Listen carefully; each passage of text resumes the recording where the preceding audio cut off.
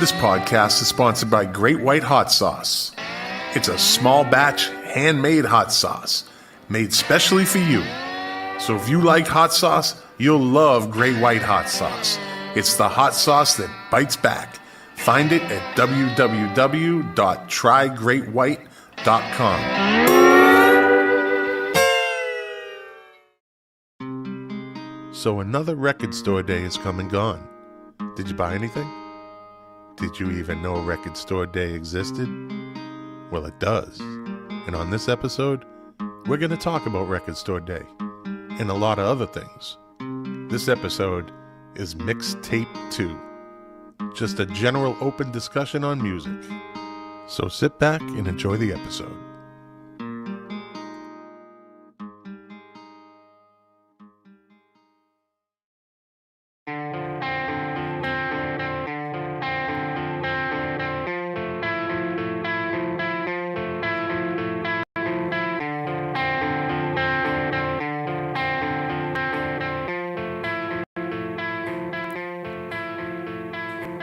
The KOFB studio presents Milk Crates and Turntables, a music discussion podcast, hosted by Scott McLean with his co-host, Jack Calabrese. Now, let's talk music. Enjoy the show. All right. Thank you, Amanda, for that wonderful introduction as usual. Welcome to the podcast. I'm not going to say the name of it because you already know it because you're here listening. If you are listening, and you like this podcast because you've listened to it before, share it with a friend. Share it with a friend that likes music. Share it with a friend that might like podcasts. But share it, like it, subscribe to it. It's all good. If you're watching, right now we're streaming live over Facebook, YouTube, and Twitch. And for the people that are watching, thank you for following. Thank you for watching. You are the engine that runs this machine. So, without further ado, let me bring on the other guy. I really have to start taking deep breaths before I introduce him. This is a 2 deep breath night. Okay, here we go. My buddy, 45 years and going strong, Jackie Calabrese. 45 years. Hello, Scott. Well, hey, man. It's not bad, actually. I have to say, your intro with all the thank yous, I definitely have to convey my appreciation for you for keeping this thing going and having me on. It's definitely a beacon. It's a light in my week, and I look forward to it, and I love it. Excellent. That's why we put on a good show, buddy. You know, I was just thinking, because we do have some live guests that are on there, including Dave DeFilippis, it's DePhillips, and who by a good part of the population of Winthrop went by Dave DePhillips, which made me think that at some point we probably do at least a segment on misunderstood lyrics. That's actually not a bad segment. We will work on fitting that in. It's the Dave DePhillips night. Excuse me while I kiss this guy. We also have Dave Phillips. So, oh my God, if it wasn't confusing enough. It's confusing. And for the podcast listeners right now, they have no idea what we're talking about. When is Philip Davies going to join us? So we, as I said in the intro, we just had another Record Store Day this past Saturday. Love Record Store Day. And Record Store Day was fun. Now, a quick background on Record Store Day. It was originally pitched as an idea to create an event similar to Free Comic Book Day by, Bull Moose Music's Chris Brown and Criminal Records' Eric Levin. The concept for Record Store Day was created during a brainstorming session at a meeting of independent record store owners in Baltimore. Record Store Day was founded in 2007 and is now celebrated at stores around the world. I actually have a friend in Australia that went to Record Store Day on the 17th, although they're 13 hours ahead of us. So, with hundreds of records, recording artists, and others participating in the day by making special appearances, performances, meet and greets with their fans, holding fundraisers for community nonprofits, and issuing of, this is the important part. I don't really care about the raising funds and awareness. I want the special records. The Look, issuing of special vinyl, and I don't know why they throw CDs in there, but along with promotional offerings, it's all about getting the special records, isn't yeah, it? it is. It is the special records. I mean, look, we were both at Record Store Day in 2 different locations, in 2 different states, in 2 different parts of the United States. I didn't see any CDs. Did you see any CDs? No. Although there were some releases that had cassettes with them. Yeah, the Pearl Jam released Alive on cassette. Yeah. But I think more of a novelty. It's a novelty. Yeah. So my Record Store Day story consists of, I call the records, it's the Record Rack in Pompano Beach, Florida. Richie, the owner, he's a solid dude. We're going to have him on the show, hopefully, maybe next episode. I call and I ask for the premier item of this day's releases, which is the Gorillaz box set, limited to 985 or something.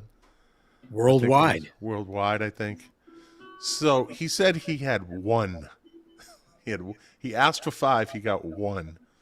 So I said, well, you know what? I'm getting that one. So Saturday morning, I get up at 3 a.m. I drive to Pompano. You giant loser. 20 minutes to the record store. By 3:30, I was literally a homeless person sitting in a doorway with a chair. Well, I was a rich homeless person because I had a cell phone, but I brought my chair. I bought a little backpack. I had a peanut butter and jelly sandwich. Which you don't know how to make. The jelly goes on top of the peanut butter. No, it doesn't. No, it doesn't. Anyways, moving on. I sat there and I waited. The store opened at 8. At one point, I think at around 4:20 in the morning, an actual homeless guy walked by me. About 10 steps past me, stops, turns around and says, "Are you Elvis?" Okay. "Are you Elvis?" I said, no, I'm not Elvis. He goes, "Are you sure?" Well, did you have your Imperial Margarine hat on? I don't know what you're talking about. Anyways, I did do a video saying that you were a lightweight because I'm out there. Well, in the end, I'm first in line. I walk in the store. I grab that box set and I get it. It was mine.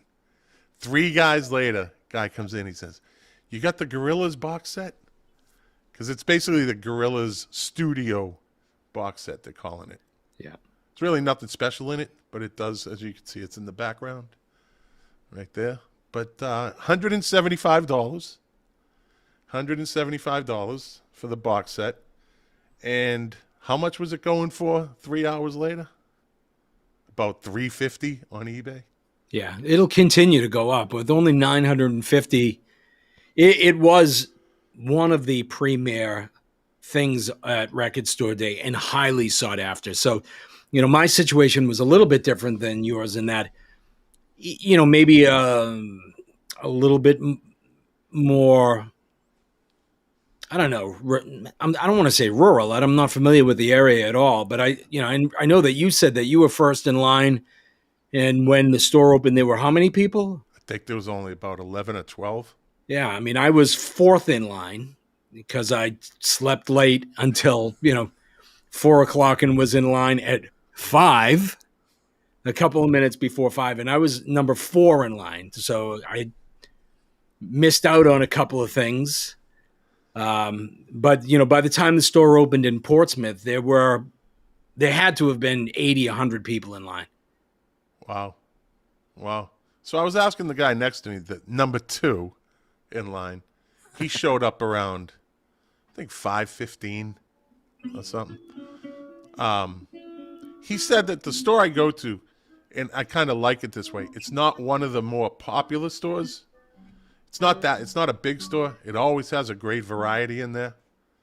But that's probably why there was only that many people in front of that store. There's others that probably Well, you know, Draw more. it's kind of 6 of one, half a dozen of another, right?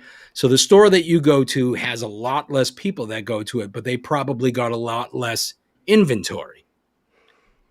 It could You be. know, Yeah, yeah. so I mean, you were smart and you know were first in line. You did your homework and you were there. Now, if you were really smart, although you don't have to do this, you know, unfortunately, You're nor saying do I. I'm not really smart? Of course, you're very, very smart, Scott. You're very smart and very, very handsome as well. That was my next. Okay, You're a good boy. But you know, there are some wheelers and dealers that are in line as well that get the records that they want and they get the things that they're not necessarily interested in, but they flip and they end up walking away with their records for free. Yeah, yeah. And that's actually a kind of a gamble too, because if you don't sell them, you know, you might get your money back if you sell them for what you bought them for. But so what was the other big seller? It was this one, the DGs. I passed that one up. The DGs. It was right in front of me. I went with, and we'll get to the DGs. I went with the Allman Brothers Band, The Final Note. Recorded at Painters Mill Music Fair, Owings Mills, Maryland, on October 17th. There you go. 1971. I have number 8632 out of 9,000. What do you have? Should be on the front. What do you have? 8,632 out of 9,000. I have 3116. Oh, that's a good number. Yeah. Yeah. I don't know how much the numbers really matter, but. Well, again, it's when you have limited edition, the lower the number, usually the better. Or the closer to the final print, the better. Absolutely. I mean, hey, man, if you got number one, I would imagine that's probably worth some bucks. Or if you got 9,000, which is the last one they printed. Yeah, that could be be interesting as well. Man, how would you like to have gotten? Who got the first copy, the numbered copies of the White Album? Yeah. You never see them up for sale, do you? They're probably I think away. Ringo got it. Did he? Oh, that's right. One of the Beatles did get it. Yeah. I think Ringo got number one. So interesting thing about this Allman Brothers. Now, this was Duane Allman's last recorded show before he passed away. So on the back, the track listing is it's great. Statesboro Blues, Trouble No More, Don't Keep Me Wondering, Done Somebody Wrong, One Way Out, In Memory of Elizabeth Reed, Incomplete, which is interesting, and I'll get to why it was incomplete. Okay. Hot Lanta, Whipping Post. Hot Lantana. Yeah, I know. Hot Lanta, Whipping Post, and then the bonus track on side D is Stormy Monday, recorded at Austin Municipal Auditorium, Austin, Texas, September 28th, 1971. Now, at the bottom of the album, there's a paragraph that's boxed in. It runs the width of the album. It says, "For your consideration, please understand that this recording was made almost 50 years ago on a handheld cassette recorder. It is, however, an incredibly important piece of Allman Brothers Band history. We ask that you listen accordingly and appreciate the fact that you can experience Duane Allman's final show." How cool is that, if it says? Now, they could have saved a lot of type if they had just put, "This sounds like shit." Well, you know, David Live at the Tower in Philadelphia wasn't necessarily a really good initial recording either. But it was a great album that I never had any problem listening to. Yeah, hey, if you get into the music, man, you don't really get too concerned about the sonic qualities of the recording. We're audiophiles, but we're not like extreme audiophiles. No. For those that don't know, there are people that are absolutely crazy about collecting their records, and they are playing, and I kid you not, they are playing their records on $5,000, not stereo systems, $5,000 turntables. Turntables. Yeah. And $10,000 preamps and $10,000 amps and $15,000 speakers. A lot of Macintosh. A lot of crazy stuff, and even higher end than that. I mean, it's just unbelievable that, you know, some people have that disposable income. it's almost like me with tasting wine. I can appreciate the difference. I can definitely taste the subtleties up to a point, but beyond that, it's lost on me. And especially, look, for people like you and I that grew up going to the Boston Gardens, where the acoustics were horrible, back before they would actually issue earplugs or that we even knew to wear earplugs, I don't think that my hearing is nearly capable of hearing those little nuances that those people are investing in, that high-end, high-quality hi-fi, to be able to hear those little nuances. And quite honestly, I don't need to hear, 3 minutes into Dear Prudence, you can hear Ringo sneeze in the background. Right. Or you can hear the Beatles track at the end of the Pink Floyd album. Yeah. Right? Yeah. So, and that's another thing that I never. Wait. Yeah. The Gorillas behind you, is that up on display in front of me for any particular reason? Other than to rub it in that you didn't get one and I did? No. Are you sure? Because it seems like it's planted there, although slightly askew. Well, it's sitting on my Led Zeppelin 3 pinball machine, which is at a slant. So that's. But you put that up there to fuck with me. I have no idea what you're speaking on. That is a blasphemous rumor. It's incendiary. It's complimentary. I'm just making words up. No. Look. Let's tell the truth for our audience right here. Big words. You and I spoke as we were driving back from Record Store Day. And what was I doing? What was I doing when you called? You were buying donuts. Yes, I was. You was buying donuts. Because you had already put in a full day sitting at Record Store Day, and then you needed to satisfy your hunger with a cruller. Donuts. Anyways, we talked. Yeah, and you politely danced around the fact that you got it, knowing full well that you were going to display it tonight to bust my balls. True or untrue? Try and deny it. There's no denying. It is strategically dipped below one eye. That just proves that you are one giant. I'm a nice guy. You are I really am. Nice guy. I really am. Almost as bad as your friend Jack, who didn't tell you. Oh! Good for you, buddy. And I got the same one. Good for you. How many did they have? I don't really know. I didn't ask. Well, you kept a good secret. Good for you. Yeah. But I think what happened was the way that it was set up where I was at is all the records were in boxes on a table. And I was looking for it, and I could tell right away. I was like, there's no fucking box set in these. Somebody either already grabbed it or they didn't get it or whatnot.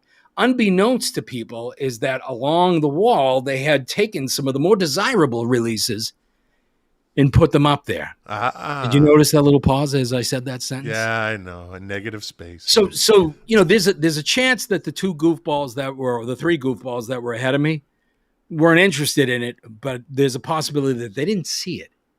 Almost like I didn't see it as well initially. So I was looking through the window like a kid looking through a department store window at Christmas. And I'm like, where is it? Where is it? I know he only has one. Where is it? And the owner came across the street. He's like, oh, the usual suspects. I said, I want that box set. He said, okay. Which one? I said, the Gorillas box set. I want it. I've been here since 3:30 in the morning. And he looked right at me and said, you're fucking insane. And he started laughing. Good call, Mr. Record Store owner. Yeah, I said, I want it. And I asked him, he goes, it's right in, everything was in alphabetical order. So he didn't even, so he came out and told us about the orange dot sale, if something has an orange dot on it. And I had said to him, you might as well just take that box set and put it up on the counter, because that's what I'm taking. And he did. He went in, he pulled it out, put it up on the counter. And I was happy. I was happy when I was happy to get this Allman Brothers album. So that's all I really spent. I didn't really want. So but not me. I don't even want to tell you what I spent. Tell me. But you I spent ended up what, 300 and something last time? But I ended up getting the Gorillaz box set. Which is 175. I got the Foo Fighters that you saw. It's 28. I got the Allman Brothers. 28. I got Miles Davis, the Jack Johnson sessions. I got Charles Lloyd, who's a jazz guy. I also got Aretha Franklin live in 1972.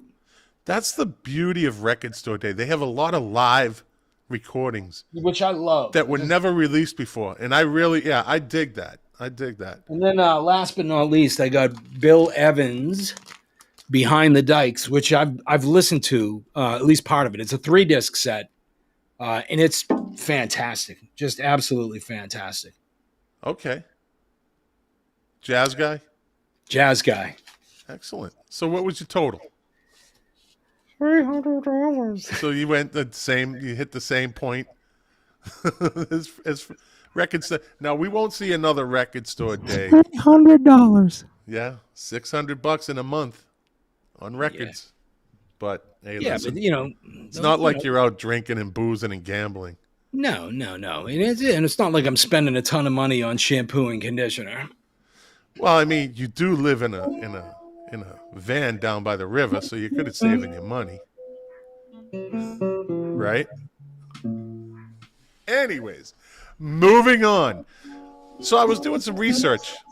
Oh, you know what? I wanted to clean up last week's Aerosmith I want to touch on something as a story that I missed. And this is a pretty cool story. So, friend of the show and our lifelong friend, Phil Kelly. Fetus! Fetus. He used to work at Tia's at the Marriott Long Wharf. He was a bartender at the Marriott Long Wharf in Boston. Great bar. We used to go there all the time. When he'd get off work, I think his brother worked at the Devonshire, which was like a condo complex right in downtown Boston. He would walk up there. It's like a 10-minute walk. And he said that when Steven Tyler was getting sober, his brother John, the Connecticut Department of Research, as we fondly call him,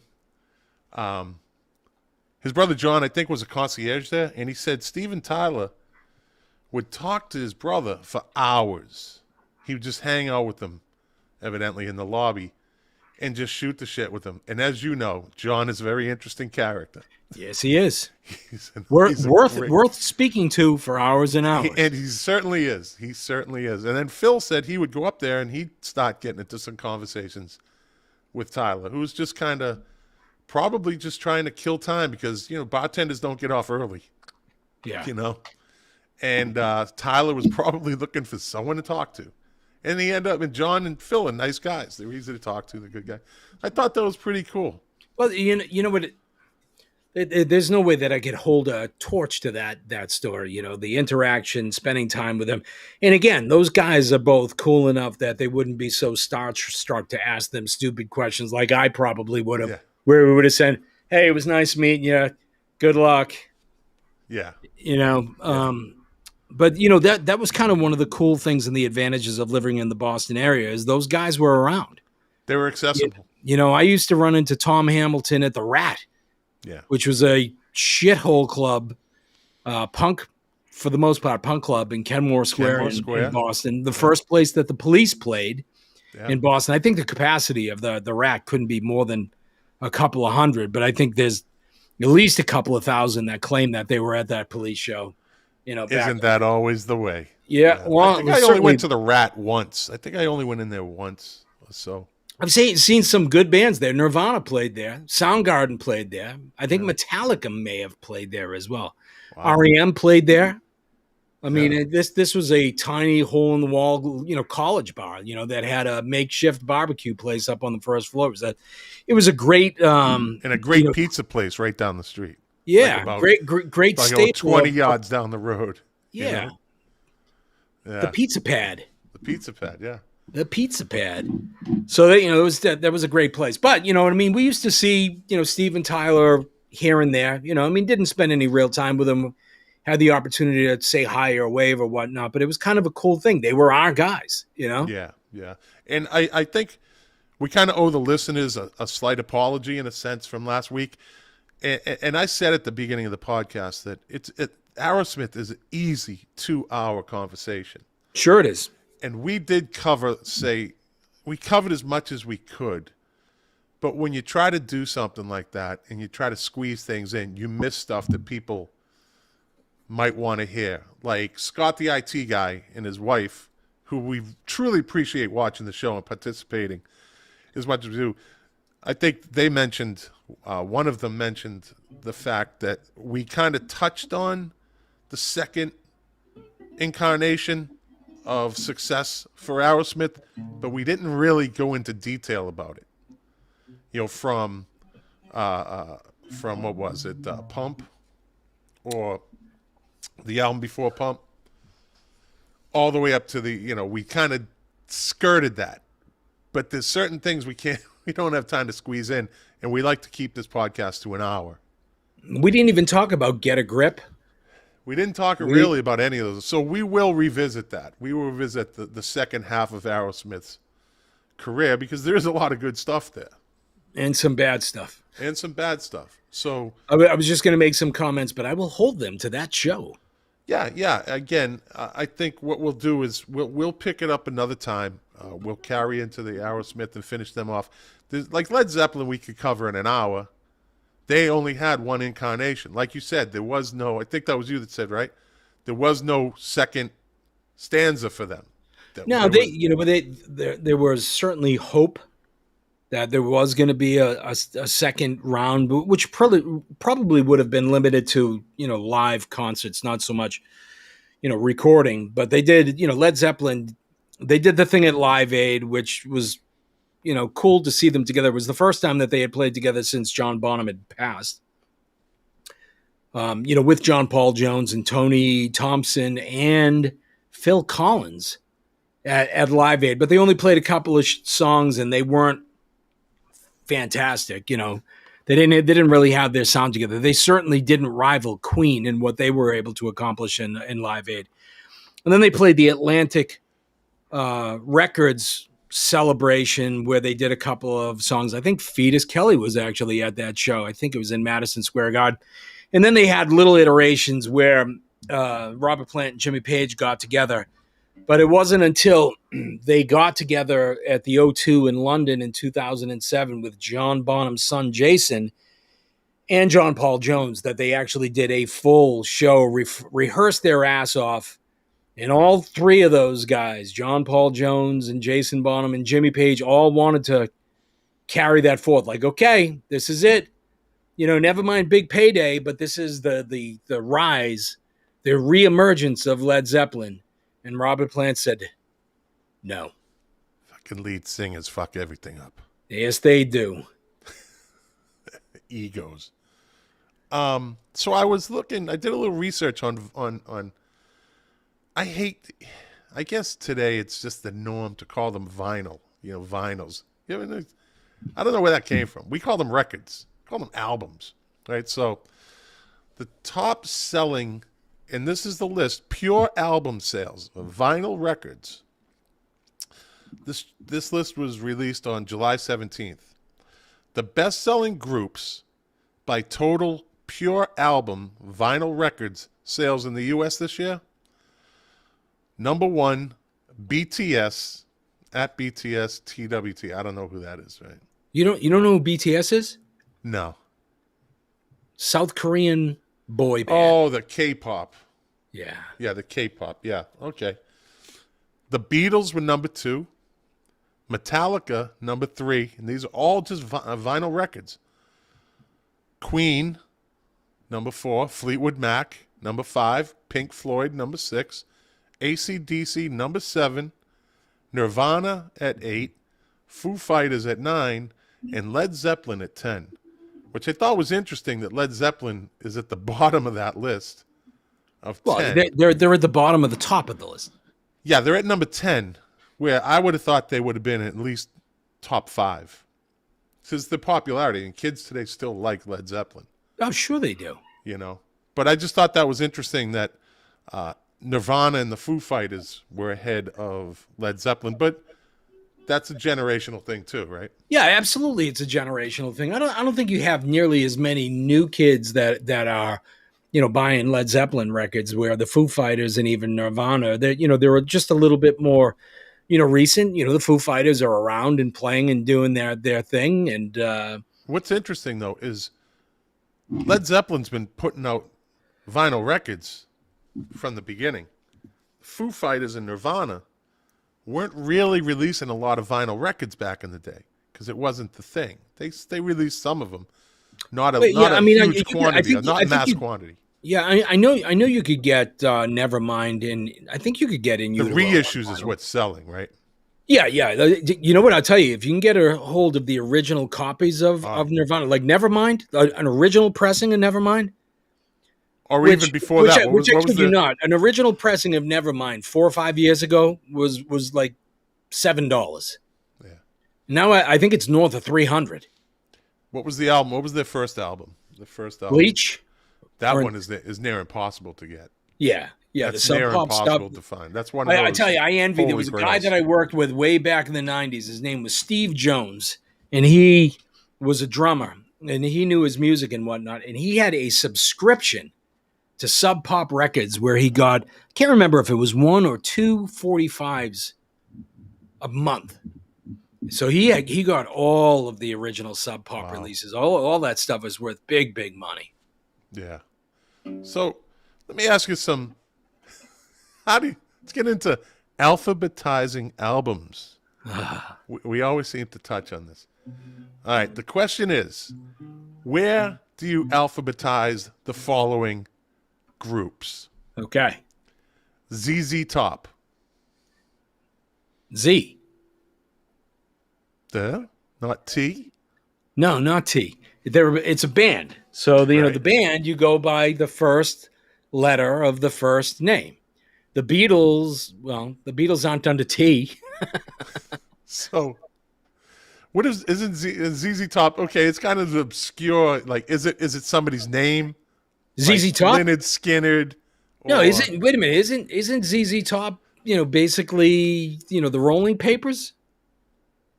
What, Easy Riders, or they were ZZ Tops? I wasn't a big weed smoker, so. There was ZZ Top Rolling Papers, I think, at one. Okay. All right. Well, that's better than what Steely Dan was named after. So. This is true. We'll bypass that. All right. Electric Light Orchestra. E. Okay. Jay Giles. J. But that's his name. His name it's the J. Giles Band. Okay. I'm not here to argue that. Marshall Tucker Band. M. The Alan Parsons Project. Oh, man. A. But project is the last word. Okay. No. Elton John. Wait a minute. Back in the day. Okay. Back in the day, if you were going, but first off, I would rag on you if you were looking for the Alan Parsons Project. No disrespect to the Alan Parsons Project. They're a fine band and whatnot. No, they're not. But would you have ever expected, like, if you went into a record store back in the day and you said, hey, I'm looking for the latest Alan Parsons Project release, and the guy in the red vest at Strawberries Records and Tapes in downtown Boston said, oh, it's in P. Yeah. The only thing I would have been looking for in Strawberries. It's right behind the Paul Simon records. Yeah. Paul. The only thing I'd be looking for in Strawberries that was related to Alan Parsons would be, do you have the 12-inch of Eye in the Sky? Because that's the only song I'm going to listen to. Like. All right. Elton John. Is J. Really? Yeah. I have him under E. What? Because he's Are you known as serious? Elton. He's Elton. I mean, Elton. No. Yeah. How about Elvis Presley? So wait a minute. Wait the fuck a minute. Okay. Where does Elvis Presley go? He's Elvis. He goes under E. No, he's right behind the Alan Parsons Project in D. All not going to go any further with this. Let's move on. Yeah, but wait a minute. This drives me nuts. Again. Look, this is, we're two old guys talking about. He's known as Elton. Elton John is, everyone knows Elton. All you know is Elton, right? Elton is he's the only artist ever named Elton. Yeah, but you don't need to put the John none of his in records there. Say just Elton, really. They all say Elton John. Yeah, but that was his name. Everyone knows him as Elton. I mean, because it's Elvis. It's Elvis is Elvis. When people say Elvis has left the building, whoa, you look at, they don't say Elvis Presley has left the building. Elvis is he could be a one-name person. No. But see, but he didn't, though. He was Elvis Presley, right? Elton John was Elton John. It's not like Madonna that's under... Madonna. It's not like Sting that's under Sting. It's not like Prince that's under Prince. It's not like Maxwell that's under Maxwell. Okay, I'll. You're talking full my names. alphabetism way, and you do yours in your alphabetism way. Okay. There are a lot of millennials out there today that Bob Dylan is listed under B. Under B, I know. Tom Petty is listed under T. I think we talked about that. Elvis Costello is under E. Okay, so let's get back to Battle of the Bands. Oh, no. So where we left off was Jack's band he chose Eddie Vedder as his lead singer over Scott Weiland. He chose Roger Waters as his guitarist over Jimmy Page, which is when he David Gilmour. David Gilmour, I mean. That's listed under... Yeah, under D. David Gilmour as his guitarist, and that's when he had his hissy fit. And wait a minute, I didn't know we were putting the bands together. You didn't tell me this again. Then he chose Stuart Copeland over Ginger Baker as his drummer, which means my band is Scott Weiland, Jimmy Page, Ginger Baker. Now, bass player time. Who do you choose for your band? Do you take Flea from the Red Hot Chili Peppers or Nikki Sixx from Motley Crue? Oh, no question. No question. I take Flea. I'm glad, because I wanted Nikki Sixx on my team. So you hear have that bass at the beginning of Dr. Feelgood? You have the King Ultimate Junkie Band. But you know what? People would go to see my band before they went to see your band. No, they wouldn't, because Yes, they they'd be would. so disappointed that the show was canceled. Come on. Because any one of those assholes were in rehab or Which dead. makes it even more sought after to see. Wait a minute. In all seriousness, are you really comparing Nikki Sixx's technical proficiencies to Flea's? Are you insane? Listen, I didn't compare anything. I said, who do you want on your fucking band? I said, I want Nikki Sixx, because Nikki Sixx is a good bass player. He's no slouch. Don't look past him. Listen, because Flea jumps around in his underwear and puts a sock over his genitals and bounces his head around. And I mean, come on. No. Never mind all that bullshit. He can play. So can Nikki Sixx. He can play jazz, and he can play funk, and he can play hard rock. And Flea's a much. Did I say much? He's a much better bass player than Nikki Sixx. But in all fairness, to Mr. Sixx, different style. Yeah, that's why, I mean, again, so my band, Scott Weiland, lead singer, Jimmy Page, lead guitar, Ginger Baker on drums, and Nikki Sixx on bass, is way better than your band with Eddie Vedder. What's the other guy's name? What's your guitar player's name? Dude, your band absolutely David implodes. Gilmour and Stuart Copeland and Flea. Come on. Your band absolutely implodes. They don't play anything because they're too smacked out. All right. Hey, so what are the top selling singles of all time? The top 5 selling singles of all time. I don't think in all genres. Yeah, of all time in all genres. At the top of the ladder. I'm going to read them to you because it's probably. Wait, you gotta let me guess. So, okay. How far back are you going? How far back? Well, this goes back to the 40s. Okay, so can I guess a couple? Yeah. All right. I am gonna guess White Christmas by Bing Crosby. That's number one. I will guess maybe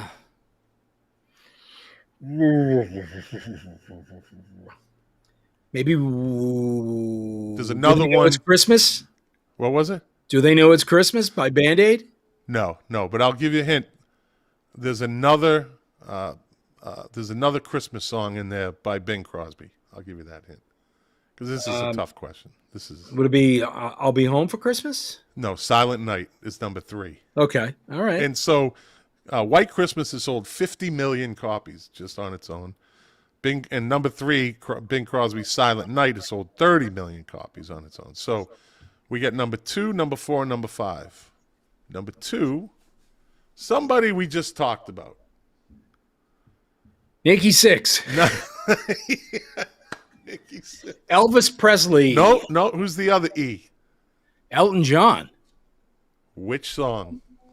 Candle in the Wind. 97. That's right. That's number 2 at 33 million.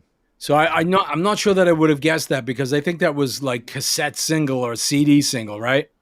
They just said the top selling singles. Yeah, okay. Time. So it covers all of the modalities and the mediums. What about Whitney Houston? Nope. No? These last two, one of them, I think, absolutely threw me. I would never would have guessed it. So that's number 4. But number 5, we'll go with, it's from the 50s. They were kind of a one-hit wonder.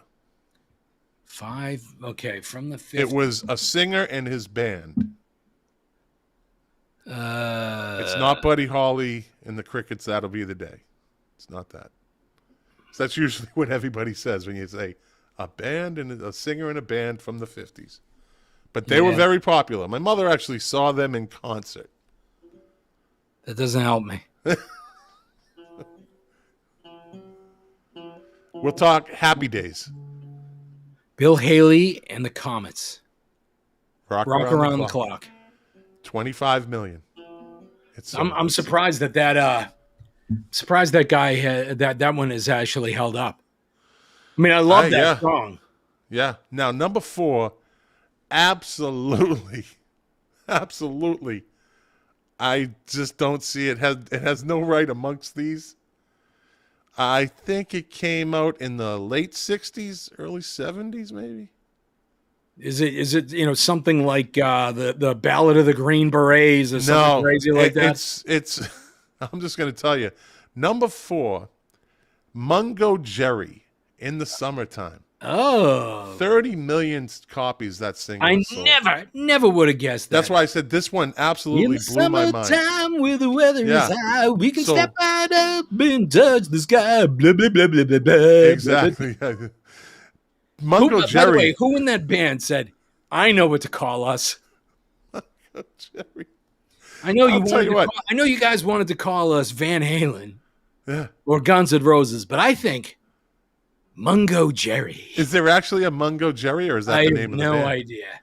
Because whoever wrote that for that band, if it is, I don't know anything about them because I just never needed to know anything. I can't believe that's up there. I don't buy it. 30 million copies that single has sold. Yeah, that's insane, right? If there is a Mungo Jerry and he wrote it, he's still living off those royalties. Is he ever? So, do you know where Duran Duran got their name? I do. Tell me, please. They got their name from the cult kitschy classic movie starring Jane Fonda called Barbarella. Right. And who did they get it? Like, what character? Wasn't there a male character called Barbarella? I mean, that was called Duran Duran. Was it the villain in it? It was, Dr. Durand. Yeah. It had a D at the end of it. So, they actually recorded a song in 97 called Electric Barbarella. At the beginning of the show, Scott, I took a second to thank you for keeping this show going. And I think on behalf of our many thousands of fans out there, now that we're rivaling those people that actually purchased the Mungo Jerry single, I want to collectively thank you for providing quality information like this that we can all impress our family and friends at the Thanksgiving dinner table this coming November. We talk about how much useless knowledge we had, and we're finally getting a chance to put it out there and just release all this to the masses. Well, even back in the day, I think you and I back in high school, like, hey, you know who sings backup on Gimme Shelter? It's Mary Clayton. How do you not know that? How did you not know that our friends would just turn around and walk away? How did you not know that Thomas Dolby played keyboard and organ on Joan Armatrading's Me, Myself, and I? How did you not know that? Yeah. Which I know that. And, Barry Manilow and Bette Midler used to play in the bathhouses. Oh, here we go. The bathhouses again. Where does the name Devo, where did they get the name Devo? Oh, I don't think I know this one off the top of my head. Our friend Perry Dietovich is back. After you insulted him, you degraded him, you tried to shun him from watching us. He's now an avid watcher. Thanks for hanging in there, Perry. Thank you very much, Perry. And he says this is quality info to him. So yes, it would be for him. I think he likes me better than he likes you at this point. Everybody likes you better than they like me. I don't know about that. So Devo, the name Devo comes from the band's concept of de-evolution. De-evolution, that's right. Ah. That's right. How do you say that's right? You said, I don't know. No, I can't. Now you're trying to be like, oh, yeah, I knew that. Yeah, I knew that. Yeah, sure. Yeah. Can't get by me, buddy. What did duo? Did we in a previous show talk about my favorite Devo story? No. Do tell. So there's another podcast. There's another podcast called What the Fuck with the comedian Mark Maron. Oh, yeah, he's great. Good podcast. If you have an opportunity, you should absolutely check it out. Starts off every episode with fuckity fuck, what the fuck, hey, fuck, how the fuck you doing? That's right. Hey, don't steal his bit, man. Don't steal his bit. But in one episode, he actually interviewed Mark Mothersbaugh, who is the principal songwriter and one of the leaders of Devo. And Mark Mothersbaugh, he just tells this very, very quick story that they played a show in New York. So this was back in the day. It may have even been at like CBGB's or one of those shows. Well, this is back in the day, humble beginnings. They were in a van, and they played their show, and they loaded their stuff in the van, and they were in the van. I don't know if they were getting high or getting ready to go, and somebody popped their head in the passenger side window and said, "Who are we? We are Devo," and left. Big hit. You know who it was? Who? John Lennon. Good stuff. John Lennon was big time into kind of that whole early, kind of new wave stuff. Yeah. I mean, he went and saw Devo. I mean, how fucking cool is that? If you're in a band starting out and one of the Beatles pops their head into your van and gives your own tagline, And again, I'm pretty sure that we talked about this on one of the other shows, but John Lennon actually attributes his getting back into the music business to the B-52s. Oh, America's favorite party band. Now, I'm not quite sure that this is a tribute. I'm sure that they take it as such. But the way that John Lennon looked at it is the B-52s in their music, he felt that people finally caught up to not his music, but Yoko Ono's. No, that's an insult to the B-52s, but okay. Yeah, but that's what he thought. All right. Yeah, he was a good songwriter, good singer, but hey, look at Dave Phillips had the 45 of Mungo Jerry. So he contributed to the 30 million singles. Yeah. He bought one, and somebody else bought the other 39 or 29 million. So John Lennon sticking his head in the van and saying that to Devo, is that better than John Kelly, a.k.a. the Connecticut Research Department, walking on Gore's tour bus and sitting down and partying with Gore?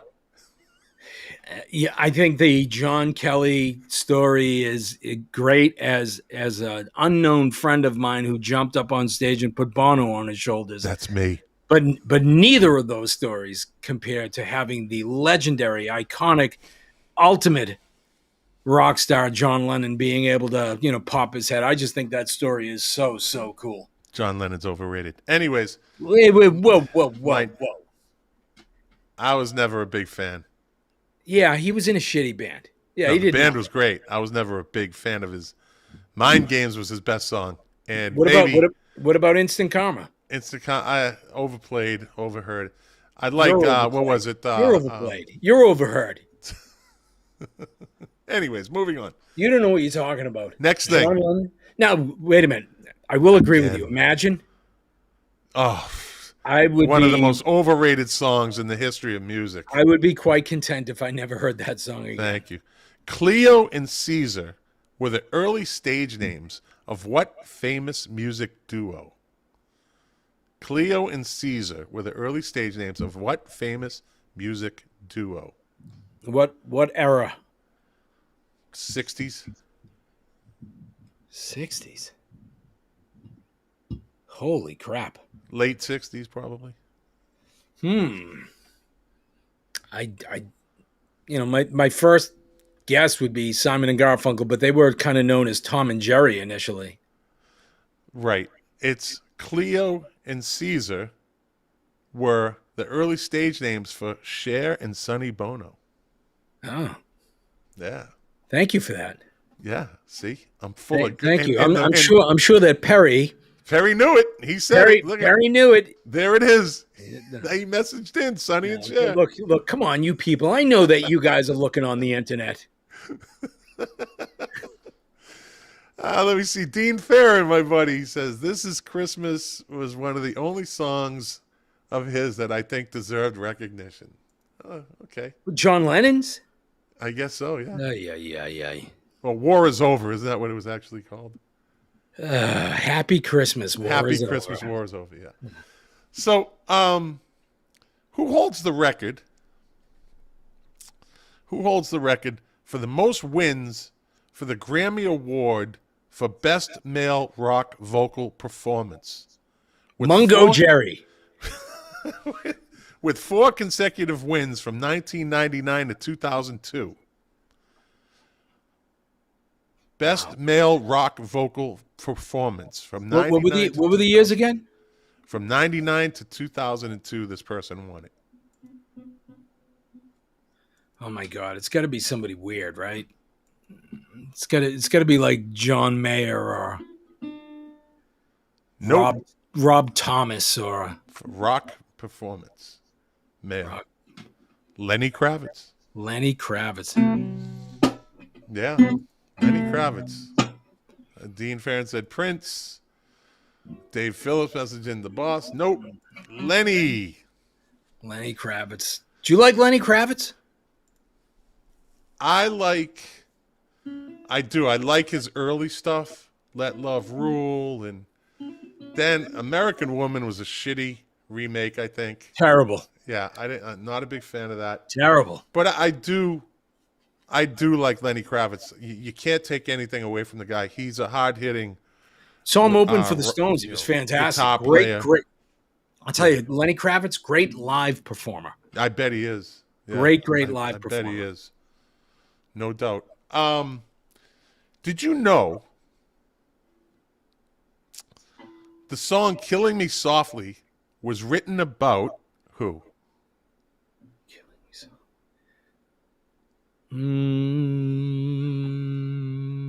Killing Me Softly was written by Laurie Lieberman. Yeah, sung by the great Roberta Flack. That comes up in this. I got an interesting story, a little background behind that song. Killing Me Softly with his song. I don't know. So Laurie Lieberman she was a singer, never really made it, obviously. In 1971, she saw Don McLean's performance of Empty Chairs at the Troubadour, and it got her all emotional. So what she does is she gets on the phone and she calls her lyricist / lover, and tells her about how emotional this performance was. So she calls her lover, and so that was the butt of Killing Me Softly with his song. It began to blossom. Now, Gimbel, what was his name? Her boyfriend's name was Norman Gimbel. So Norman Gimbel, Lieberman, and Gimbel's business partner, Charles Fox, then collaborate on the composition. Soon after, Lieberman recorded Killing Me Softly with this song on her self-titled album for Capitol Records, but was given no credit as a writer, costing her both money and music recognition for one of the most well-known songs, probably. The song continued to gain popularity as it was later covered by Roberta Flack in '73, earning her multiple Grammys, and the Fugees in 1996, who topped the charts internationally with that. But still, Lieberman received little to no recognition for the track itself, and finding her contributions discredited by Gimbel and Fox. They were like, no, she had nothing to do with it. We wrote it. Gimbel, her ex-lyricist and boyfriend, even went as far as to demand that Don McLean remove a reference of Lieberman's participation in the song's composition from his website. That's a bad breakup. That's a bad breakup. That's a lot more than I want my records back. I want my records back. Yeah. I want my daddy's records back. Yeah, so that's the story behind that song. So everyone thinks Roberta Flack wrote that. Yeah, she made it popular. Yeah. But it was an obscure songwriter. And she never got the credit. She never got the money. Fascinating. The Royal Kielbasa is what she got. Fascinating stuff. Yeah. Well, this was a fascinating stuff kind of show, buddy. Yes, it was. Yeah. So with that, we're coming right up on an hour, my friend. We just I think I might play this tonight. Fuck you. The Gorillas, as Jack holds up, the Gorillas box set. So I might sell mine and get all my money back, plus some. And then some. Actually, you know what the big seller is, as far as I can tell, on eBay? It's the Foo Fighters one. I was going to get it. It looked like an interest. They did I saw the video for Staying Alive. It's actually pretty good. They do a great job. So, I have to tell you, we should dedicate one of our shows to the Foo Fighters or Dave Grohl in what he's been able to accomplish in the music business, because he's a love-hate guy. There are some people that absolutely adore Dave Grohl and the Foo Fighters, and there are some people that hate him. All right. We'll leave that for another show. Now, I'm waiting for my my outro from Scott the IT guy, unless he fell asleep drinking heavily, because that's what you do to him. But since it's not there, we'll just kind of go out like this. I lost him on Mungo Jerry. I think we lost him on Mungo Jerry. So listen, everybody. Thanks for listening. If you like the show, share it. If you like the show, if you're listening on the podcast, subscribe, leave a comment on whatever podcast app you're on, whatever music app you're listening to. We're on Amazon Music. We're on Pandora, Spotify, Google Play, Apple Podcast. The list goes on. So, once again, thanks for listening. We appreciate your support, and we will see you next week. In the summertime, where the weather is high. Good night, everybody.